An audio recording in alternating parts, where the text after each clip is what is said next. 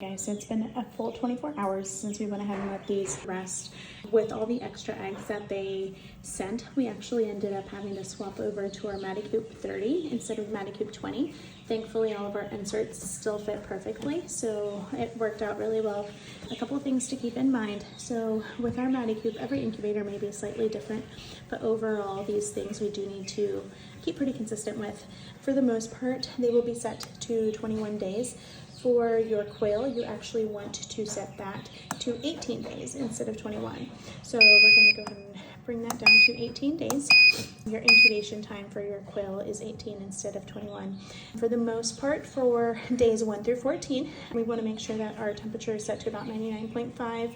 We want our humidity about between 45 and 55, so this one is slightly high. So we may just open up the vent a little bit, let out some of that extra humidity, and then we want to make sure that the egg turning is actually on. So with this incubator, you don't have to worry about turning them. If your incubator doesn't have that capability, you want to make sure to be turning your eggs at least 2 to 3 times a day or so. Some people will do it with breakfast, lunch, and dinner just to help remember. This one also has its own little bottle that will help control the humidity as well. So we went ahead and had this one going overnight just so that it would get up to temperature, up to humidity, so that by the time that we put them in, the eggs would be in the perfect setting.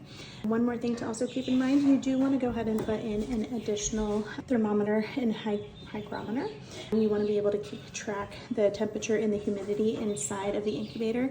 Most incubators, no matter how good they are, they're going to be a little bit off on both the humidity and the temperature. So it's good to have an additional thermometer and hygrometer inside. This one is the Govee. It's really nice because it is Bluetooth, so it will also connect to your phone via app.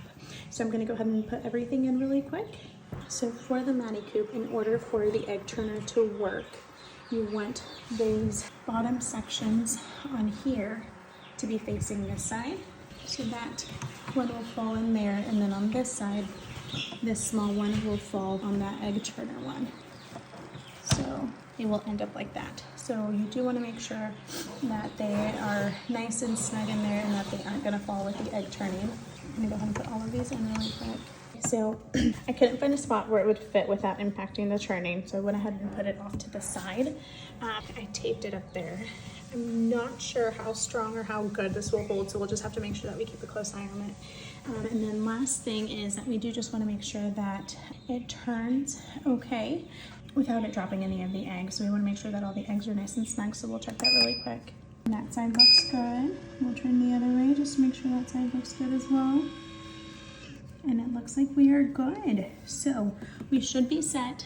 Obviously, as I was opening and closing this, our temperature and humidity did adjust a little bit, and that's why it's so important to try to avoid opening and closing this as much as we can. But it will get back up to temp. We'll just have to keep a close eye on it, make sure that it does. Around day 10-ish or so, we'll go ahead and candle our eggs and see which ones are viable and which ones aren't to make. So follow along to see how many of our 48 little eggs decide to make it to the end.